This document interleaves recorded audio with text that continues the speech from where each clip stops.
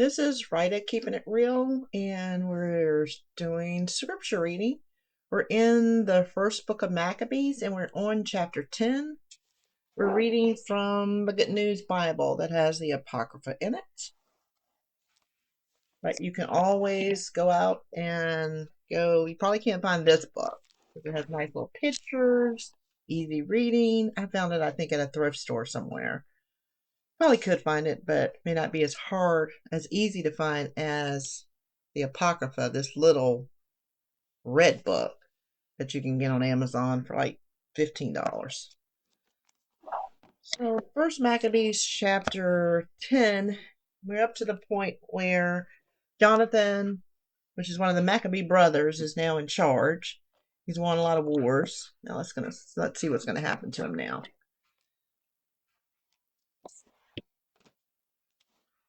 So Alexander Epiphanes makes Jonathan high priest. So you can just make somebody high priest, like, hey, you're the high priest. Okay. In the year 160, Alexander Epiphanes, son of Antiochus IV, landed at Ptolemais and captured it. The people welcomed him as their king.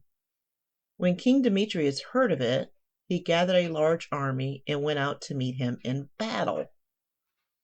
At the time, Demetrius sent Jonathan a friendly letter full of flattery, in hopes of winning Jonathan over to his side and making peace with the Jews before Alexander made a treaty with them against him. Demetrius thought that Jonathan would certainly remember all the wrongs he had done. I can't remember all the wrongs Demetrius done. There's so many battles going on here. Done to him, his brother, and the entire Jewish nation. And so Demetrius made Jonathan his ally and gave him authority to raise an army and equip it. He also ordered that the hostages held in the fort at Jerusalem should be handed over to Jonathan. So Jonathan went to Jerusalem and read the letter to all the people and to the men in the fort. These men were terrified when they learned that the king had given Jonathan authority to raise an army. They handed the hostages over to him, and he returned them to their parents. I don't know, it seems like there's a break here. Like, oh, okay, so the death of Demetrius. Demetrius killed Judas. I think. I remember that. Okay. Did Demetrius kill Judas? I don't know. Hold on.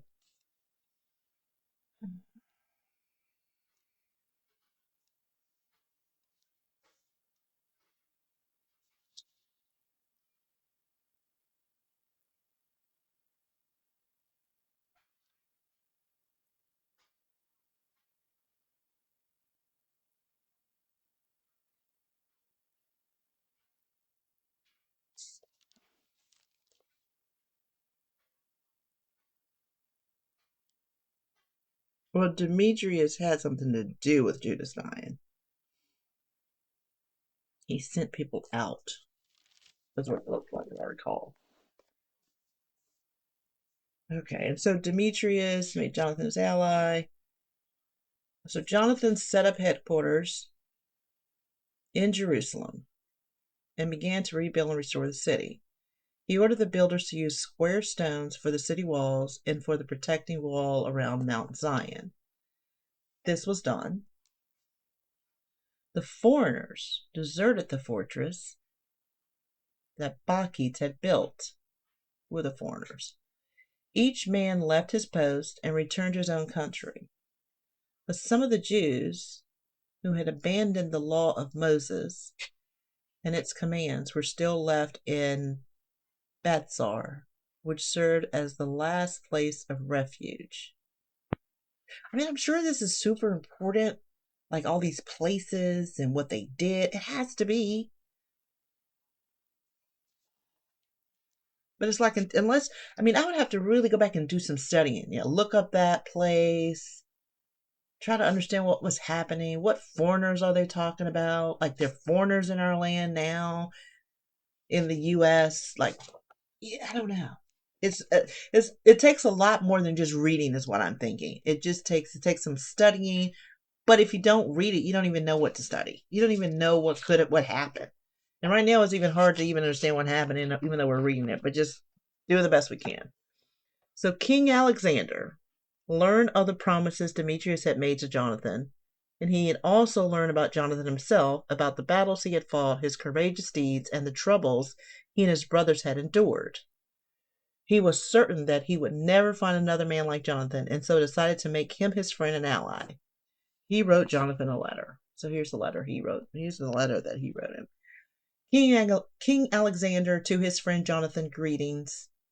I have heard that you are a brave man who has earned the right to be the friend of the king. I have this day appointed you as high priest of your nation. Whew. I mean, high priest of your nation. We are a nation. And confer upon you the title of friend of the king. You are to be our ally and to give us your support. I mean, it's like he's decreeing this. He also sent him a royal robe and a gold crown. Jonathan put on the robes of the high priest in the 7th month of the year 160 at the Festival of Shelters. Never heard of that. Festival of Shelters. He raised an army and stored up a large supply of weapons. So Jonathan supports Alexander Epiphanes. When Demetrius heard of this, he was distressed and said, how did we manage to let Alexander get ahead of us? He has strengthened his position by making an alliance with the Jews. I also will write them a friendly letter offering high positions and gifts so that they will support me. So it's like they're trying to win his friendship with things. He wrote, King Demetrius, to the nation of the Jews. There we go. I mean, to the nation of the Jews. Greetings. We are delighted to learn that you have kept your obligations under our treaty, remain loyal to us, and have not gone over to the side of our enemies. Now, if you continue to remain loyal to us, we will reward you. We will grant you exemptions from many taxes and allow you other privileges. I hereby grant all the Jewish people release and exemption from payment of regular taxes, salt taxes, and other special taxes. There you go. I mean, so hey, honestly, when I think about it, and I just recently have been thinking about this, all the taxes that we've had. People that work, they pay employment taxes. You file your taxes, you pay federal taxes, you pay state taxes. Some people pay local taxes.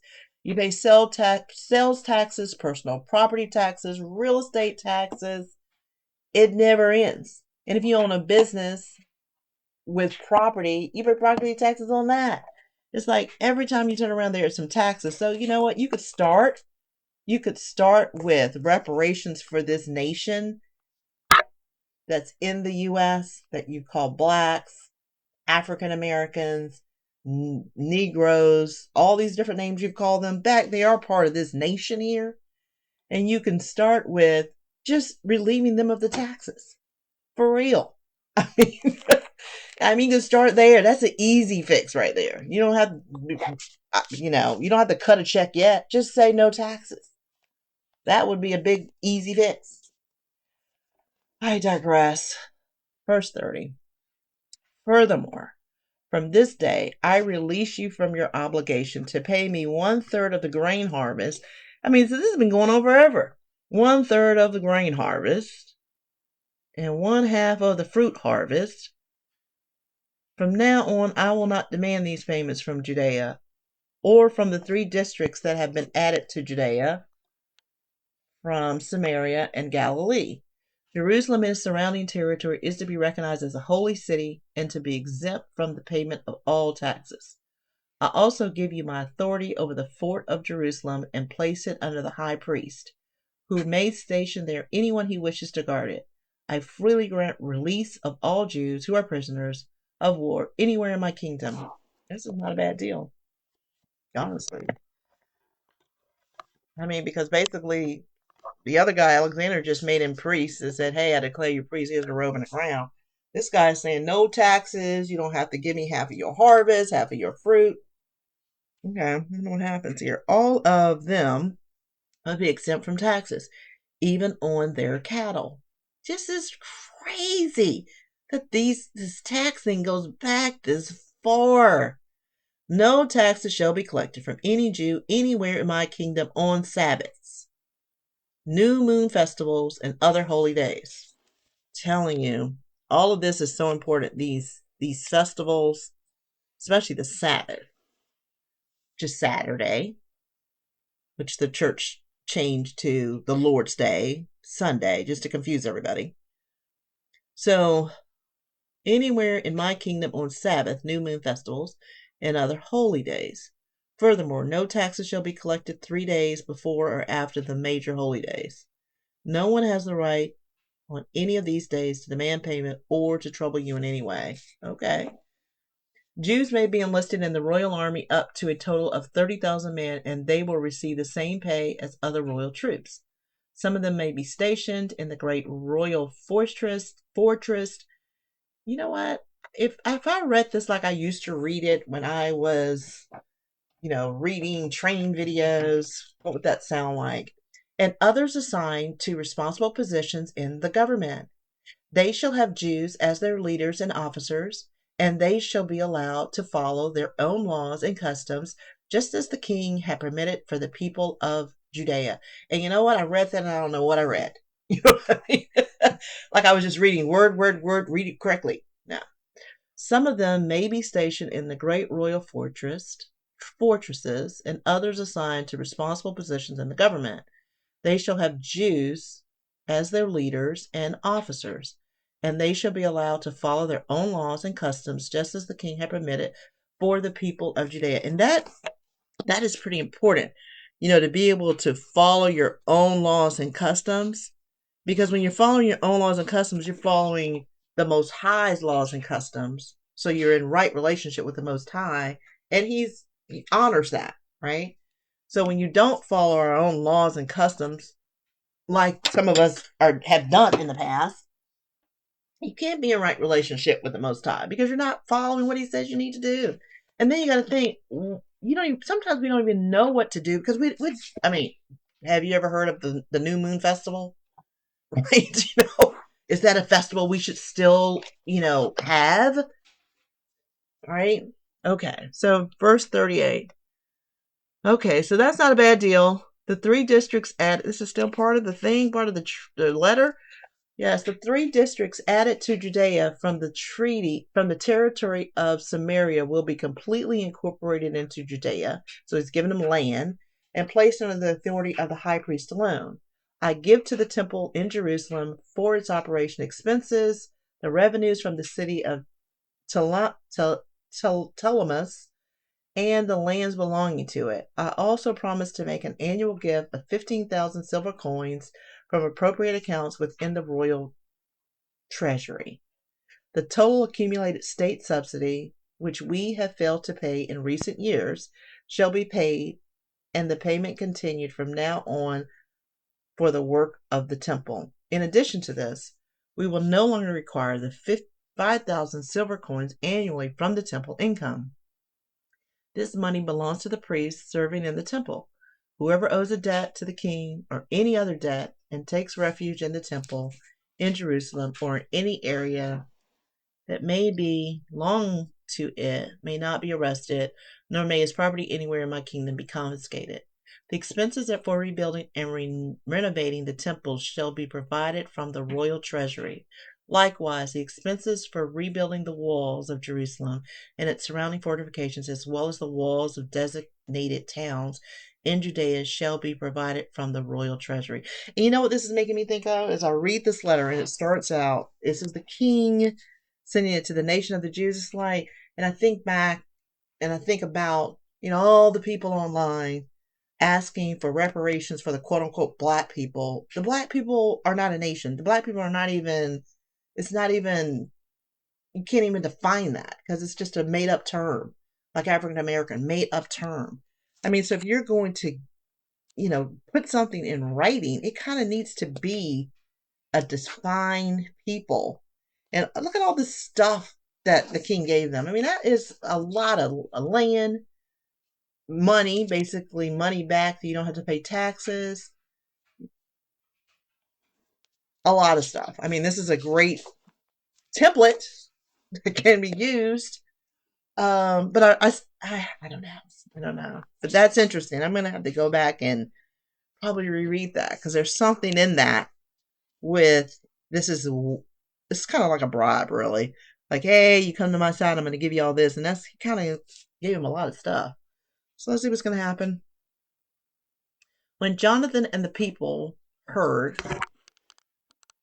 what happened? What did they do? When Jonathan and the people heard the proposals made by King Demetrius, they refused to believe him or accept them because they remembered how harshly he had treated them and how terrible troubles he had caused them, so they don't believe him. They preferred to give their allegiance to Alexander because he had been the first to open peace negotiations, and they remained his allies as long as he lived. Okay. King Alexander raised a large army and took up battle positions facing Demetrius. But when the armies of the two kings met in battle, the army of Alexander turned and ran. What? Demetrius pursued them and won the battle. Alexander fought bitterly until sundown, but Demetrius was killed that day. What? Wait a minute. That's like one line that said a lot. Alexander fought bitterly until sundown, but Demetrius was killed that day. So Demetrius' army won the battle, but Demetrius was killed. Then Alexander sent ambassadors to King Ptolemy, the sixth of Egypt, with this message. Oh, I think it's Ptolemy, Egypt. This is the message. I have returned to my kingdom, taken my seat on the throne of my ancestors. I have taken over the government and am now in control of the country. I made war on Demetrius, defeated him and his army, and I have taken over his kingdom. Now I am ready to make an alliance.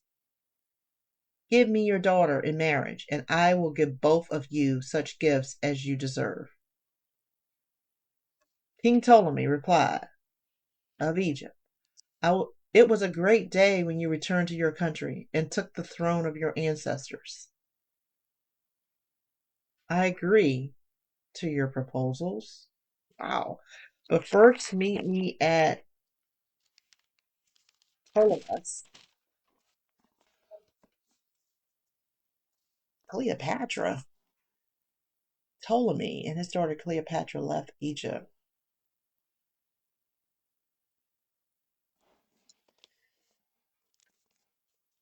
We can get acquainted there, and I will give you my daughter in marriage. So in the year 162, Ptolemy and his daughter Cleopatra left Egypt and arrived at Ptolemais. King Alexander met them. Ptolemy gave him his daughter in marriage. The wedding was celebrated there in Ptolemais. A minute. Oh, wait a minute. Cleopatra and Alexander.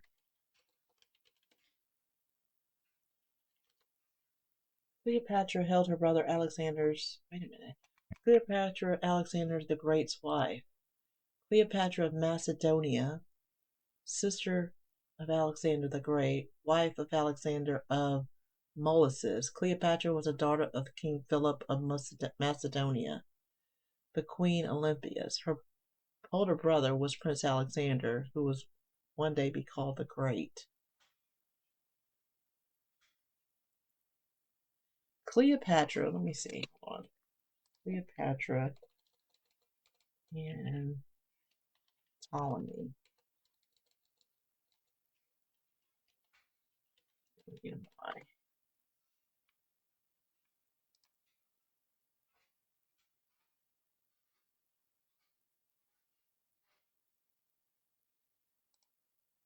daughter of King Ptolemy. Cleopatra was she was the last queen of Macedonian dynasty that ruled Egypt between the death of Alexander the Great and its annexation by Rome. This is something. Okay. So back to First Maccabees.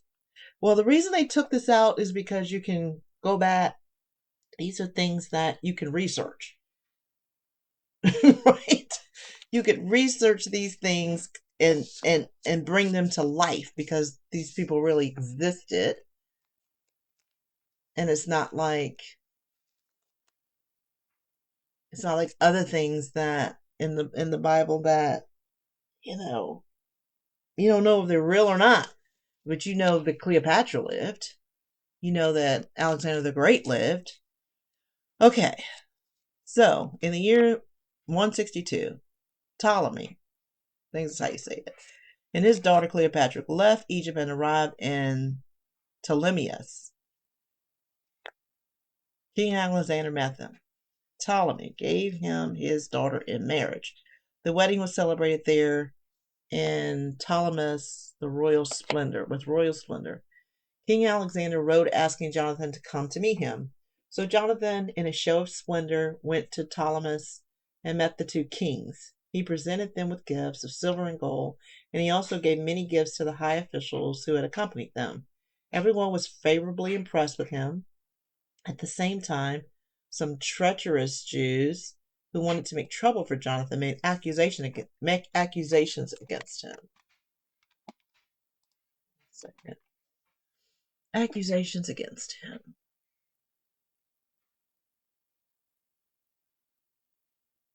But King Alexander paid no attention to them. He gave orders that Jonathan should be given royal robes to wear, and he honored him by letting him sit at his side. Alexander told his officers to take Jonathan to the center of the city and to announce that no one was to bring charges against him for any reason and no one was to cause him any kind of trouble. And I wonder if that's still happening today. And we think there is, we can kind of see that.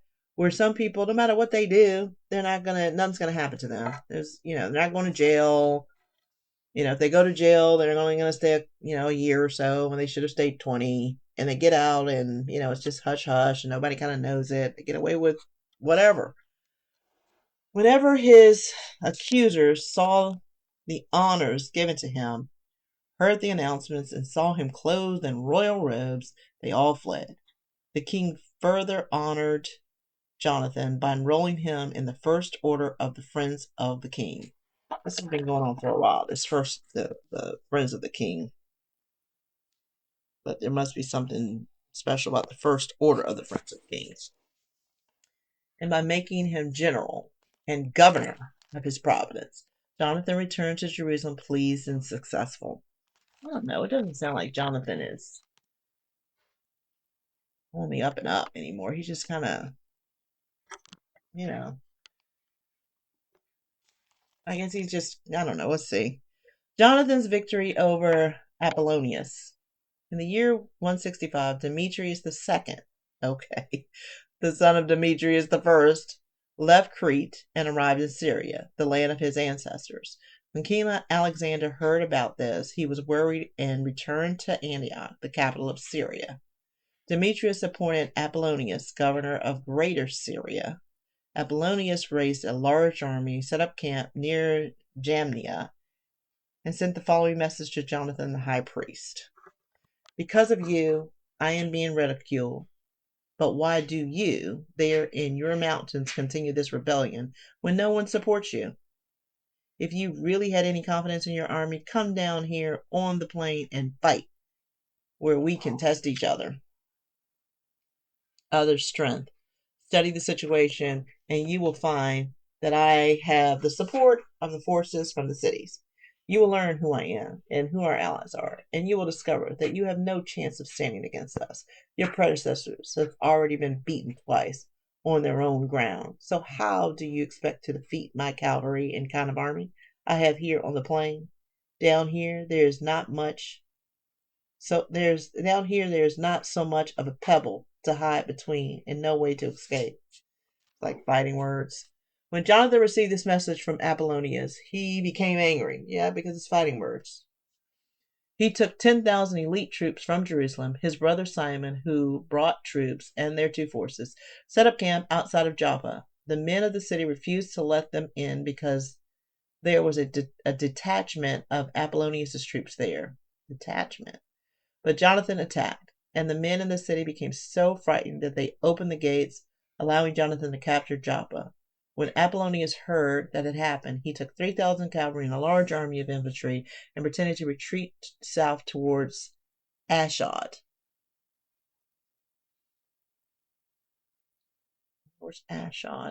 However, relying upon the strength of his cavalry, he marched into the plain with his main force, positioning 1,000 cavalry where they could attack Jonathan's forces from the rear. Jonathan continued his pursuit as far as Ashdod, where the two armies met in battle. Not until then did Jonathan realize that he was caught in an ambush. Ooh. His army was surrounded.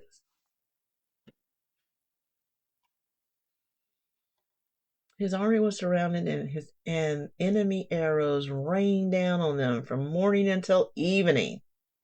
But Jonathan's men stood firm, as he had ordered, and the attacking cavalry grew tired. Then, when the cavalry was exhausted, Simon appeared on the scene and his forces and attacked and overwhelmed the enemy infantry, who broke ranks and fled. Cavalry, which by now was scattered all over the battlefield, fled to Ashdod, where they took refuge in the temple of Dagon, their god. What? What is Dagon? So there are many, many gods, many lesser gods.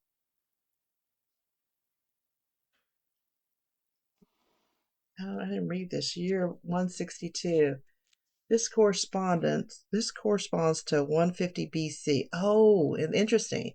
So 152 corresponds to 150 BC. Cleopatra. This is Cleopatra Thea, also known as Cleopatra the Third, and not to be confused with Cleopatra the Seventh. Okay.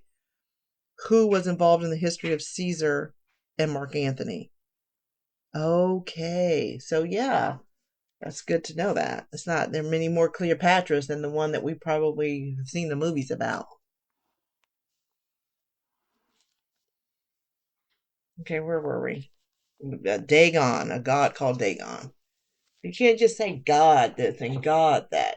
God has a name. The Most High. So we know the God that we're talking about, the Most High God. But Jonathan set fire to the city. And to the temple of Dagon, burning to death all those who had taken refuge there. Then he set fire to the surrounding towns and looted them. That day, about 3,000 were either killed in the battle or burned to death. A lot of death. I'm telling you, it's not the rosy, everybody loves, God loves everybody picture. Here's a lot of killing and death. Jonathan left and set up camp at Ashkelon, where the men of the city came out to welcome him. Great honors. Jonathan and his men returned to Jerusalem with large quantities of loot. Here we go. Battle, win, take the loot. And that's still going on. You can think about the American-Mexican War. Battle, win, take the land. When King Alexander heard what Jonathan had done, he gave him even greater honors. He sent him a gold shoulder buckle, which he'd given only to those honored with the title relative of the king. Everything. Relative of the king is better than friend of the king.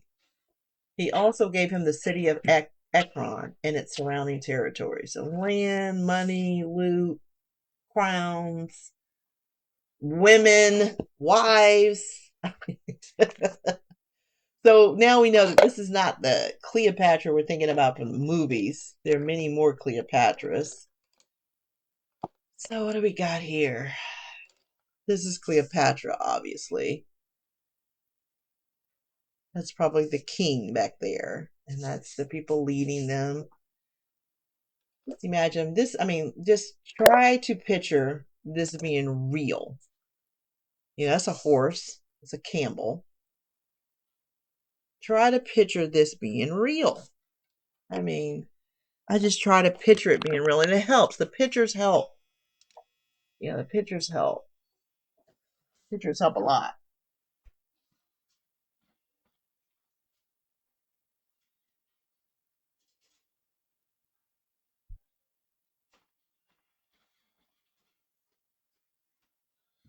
All right, I'm gonna color this picture, and I don't know, talk or not talk. We'll see. How many browns do I have? There's something close to browns.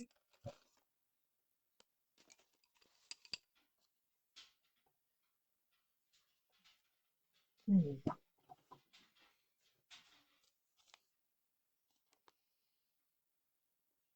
Hmm. I mean, look at this. The Campbells are adorned with tassels, yeah, jewels of some sort, you know?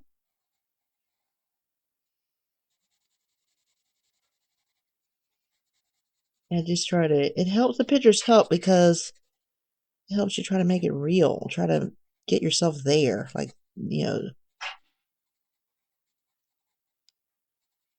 see this happening. Can you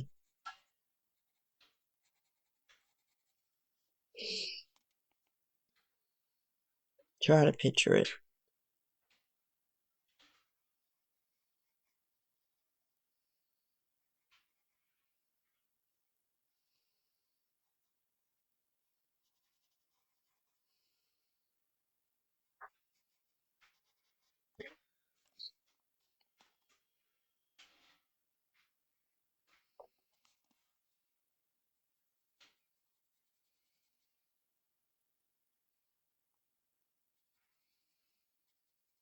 Whoever drew these pictures did a pretty good job.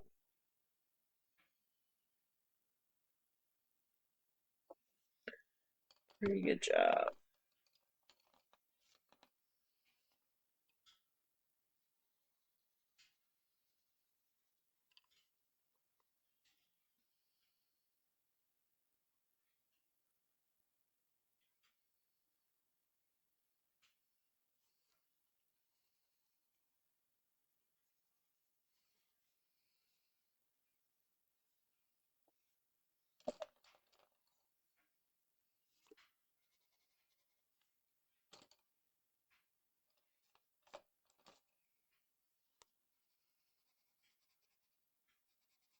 So, to understand this, you got to understand war. You got to understand war somewhat. Because there's nothing but war. Nothing but war. Battles, armies. I mean, it's still war. What is that up there? It must be something. What is that?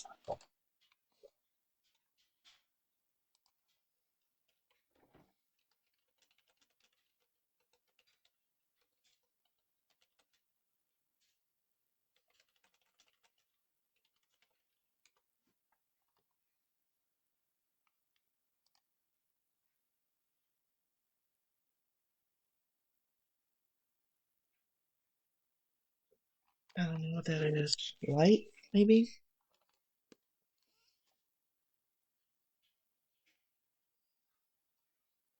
I mean, like I said, do we understand war? Other than what we see on TV or hear in the news, which is not real, of course. Not really war. I mean, not really the battlefield. I mean, people do understand war. People that are in the military, yes, they understand war. They've been there. And they come back messed up after that. And they can't talk about it. And then you don't understand it. You know what I mean? Because they don't talk about it because it's so bad. So then nobody gets it except people that have experienced it, and it's just so bad they can't talk about it. But yeah, I guess there are people who do understand war.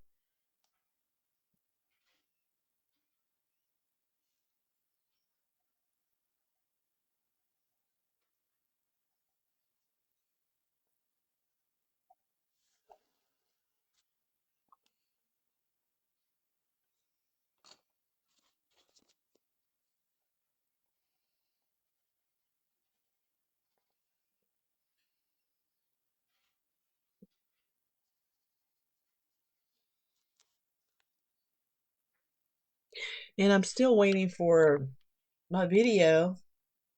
Still waiting for a video to process up to HD. Telling you, this thing, it takes a lot to put a video on YouTube. And I'm thinking maybe that's why people do it live. I don't know if that makes it helps or not. If it makes it upload quicker.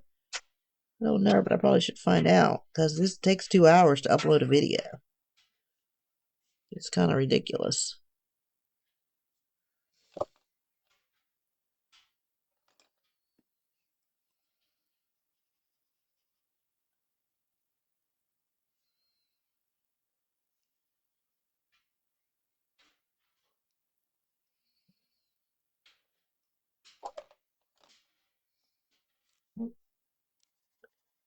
Yeah, just imagine this is the way they used to travel on horseback, camels, through the desert, going a long way. Who are these people right here? Like, why are they looking like this? Like, are these women? Well, it looks like maybe this is. This is not. I don't know. Can you imagine traveling like this with a skirt on in the desert? Snow, I mean, the sand. You got your little cane there to help you guide you when you're tired.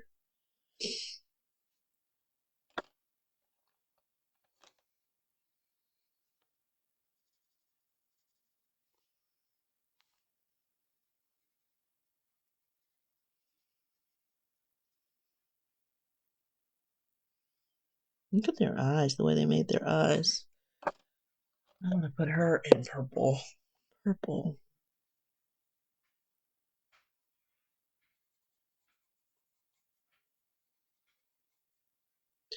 She's actually protected. Look at that. She's protected by this, like with some of the elements, maybe.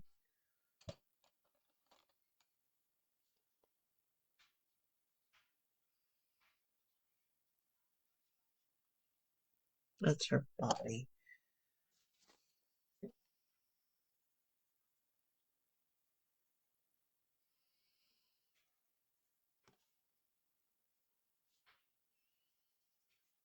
I mean, look at the difference when I make them brown. It's a whole different scene. I'm trying to tell you. It's just a whole different scene when I do that.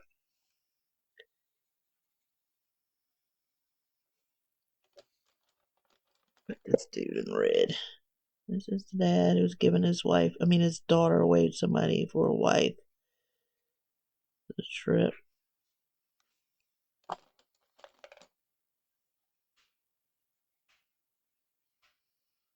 Yeah, I'm gonna change that a little bit.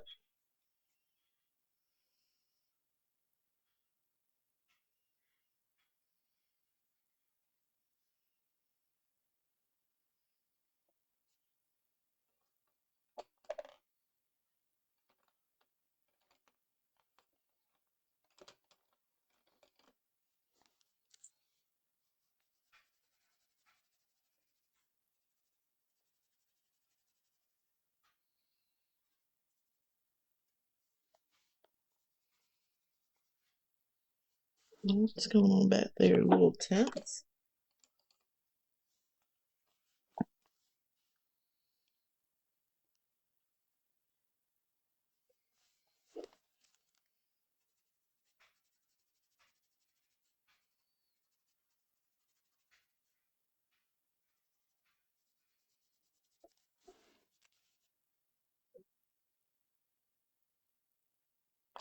Okay, so that was First Maccabees.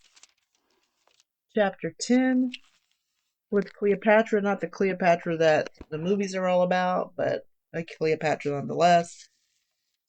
And we have a ways to go. So we have chapter 11, 12, 13, 14, 15, 16. So First Maccabee goes all the way to chapter 16. So probably try to do chapter 11. Oh, it's a long chapter though. 11 and 12 are long, but we'll get through it. That was First Maccabees, chapter 10, and signing off until next time.